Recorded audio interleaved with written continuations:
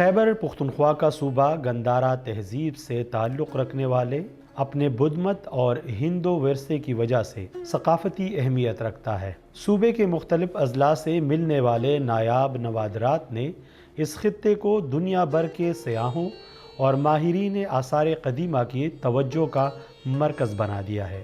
ضلع صوابی صوبہ خیبر پختونخوا کے معاشی طور پر ترقی یافتہ خطوں میں سے ایک ہے۔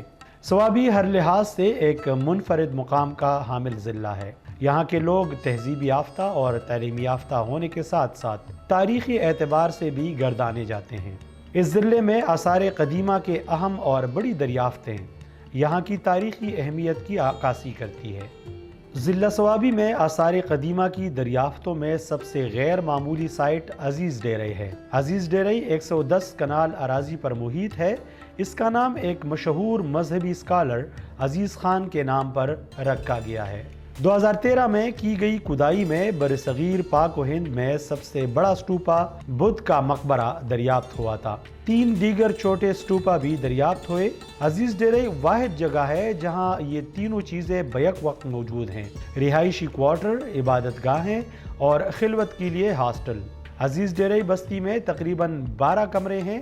یہ سنگ مرمر سے بنے ہیں۔ بڑے اسٹوپا کے لیے مخصوص رہائشی کوارٹر ہیں۔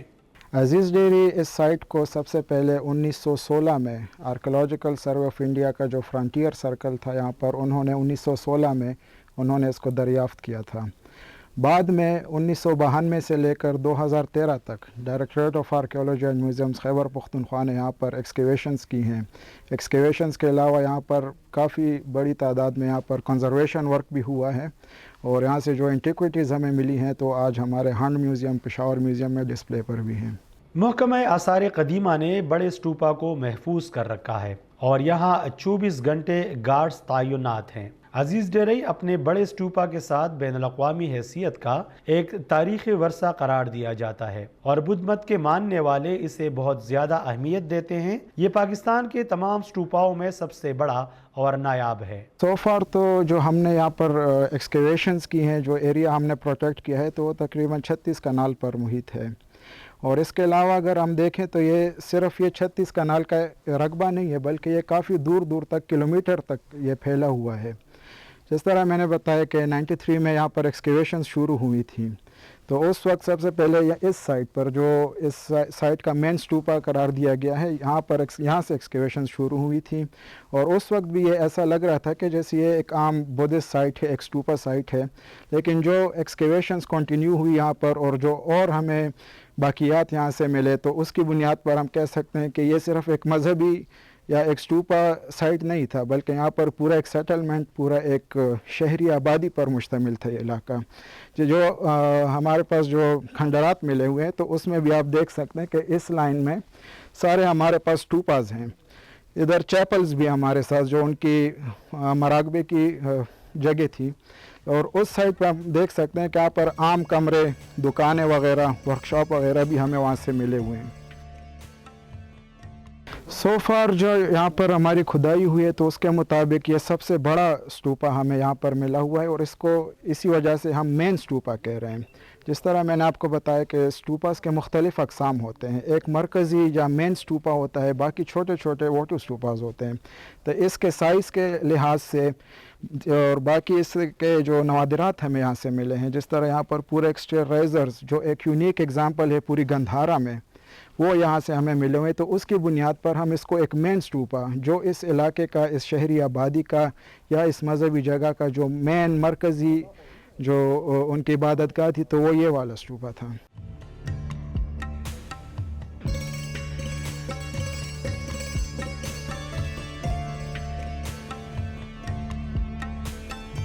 اسٹوپاز، بدھسٹ اسٹوپاز ہمارے پاس 2 قسم کے ہوتے ہیں، ایک مین اسٹوپا جو مرکزی اسٹوپا ہوتا ہے، دوسرا ہم واٹر اسٹوپا جیسے چھوٹے چھوٹے اسٹوپے ہوتے ہیں، اس کے مختلف مطلب ان کی سٹوریز ہوتی ہیں، یا تو مطلب ایک منت کسی نے مانگی ہو وہ پوری ہو جائے تو وہ ایک اسٹوپا بنا دیتے ہیں۔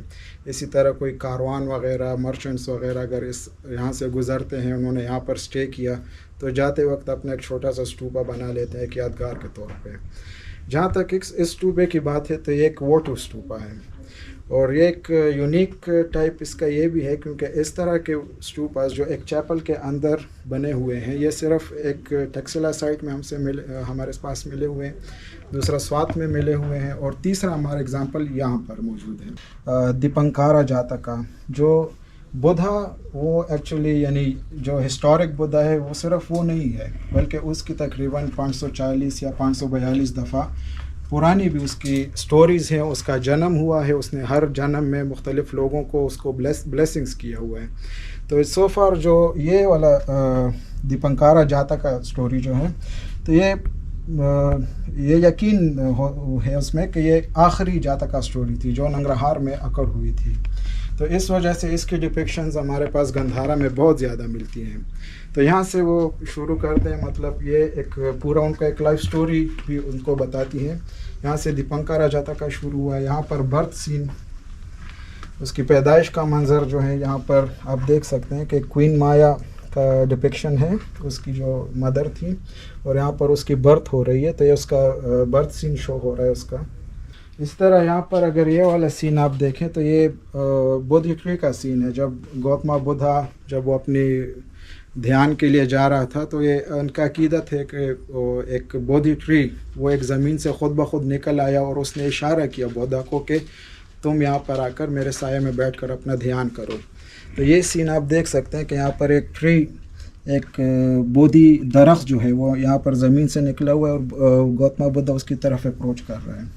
یہاں پر اس کی موت کا منظر دکھایا گیا ہے. یہاں پر بدھا اس کی ڈیتھ سین ہے. یہ مورننگ فگرز ہیں، رونے والے فگرز اس کے آس پاس کھڑے ہوئے ہیں.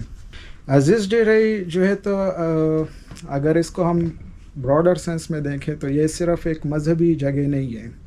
یہاں پر شہری اور مذہبی دونوں آبادی یہاں پر رہ رہی تھی. جس طرح صرف ایک مثال ہمارے پاس سہری بہلول کا بھی ہے، جس طرح تغبائی ہے، جمال گڑھی ہے، لیکن اس کے بیچ میں سہری بہلول. تو مطلب وہ دو تغبائی اور جمال گڑھی وہ ایک مذہبی جگہ تھی. اس طرح سہری بہلول ان کا سیٹلمنٹ ایریا تھا. سو فار عزیز ڈیری جو ہے تو وہ بھی اسی ایگزامپل ہے اس کی.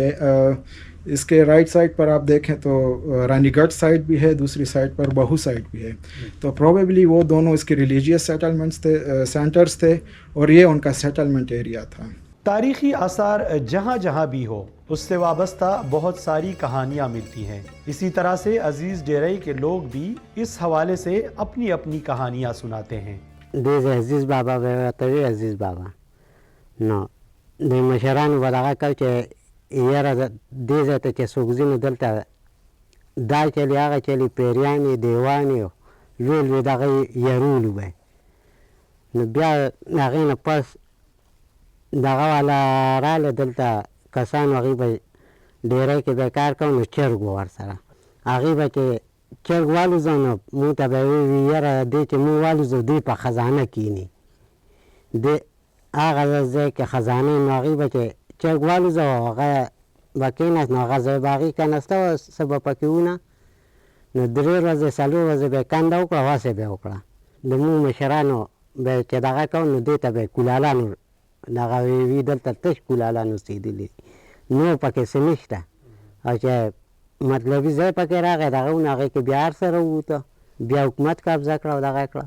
دوسری طرف ذہن میں یہ سوال بھی اٹھتا ہے کہ ان جگہوں پر رہنے والے کوارٹرز کے لیے پانی کی فراہمی، سیوریج، ہوا کی گزرگاہ کے لیے کیا کیا اقدامات کیے گئے ہوں گے. تو یہ آج کی آبادیوں کی طرح باقاعدہ نقشے پر بنے ہوئے تھے جہاں پر وینٹیلیشن، سیوریج اور پانی کی فراہمی کا باقاعدہ انتظام کیا گیا تھا. اس سائٹ پر جو ہمیں کھنڈرات ملے وہاں سے ہمیں کمرے بھی ملے ہوئے جس میں ان کی پراپر وینٹیلیشن سسٹم تھی. لیکن اگر عزیز ڈیری کی تاریخ کو ہم دیکھیں تو یہ تقریباً 2nd سینچری BC سے 11 سینچری AD تک اس کی تاریخ آ رہی ہے. تو یہاں پر اکثر یہ پرابلم بھی ہمارے ساتھ فیس ہوا ہے ایکسکیویشن کے دوران. یہ چیلنجز بھی ہوئے ہیں کہ ایک سٹرکچر جو کسی پرانے دور کا تھا تو پھر لیٹر پیریڈ میں اس کے اوپر ایک اور سٹرکچر بنا ہوا ہے تو اس کا جو روم تھا یا اس کے جو دروازے یا تو وہ اکثر بلاک ہو جاتے تھے، وہ دوسری طرز کا اپنا بنا لیتے تھے. لیکن سو فار جو ایویڈنسز ہمیں ملی تو ان کے اپنا پراپر سسٹم تھا، ان کا سیوریج کا، ان کا اپنا وینٹیلیشن کا، ان کا اپنے رہائش کا پراپر سسٹم تھا.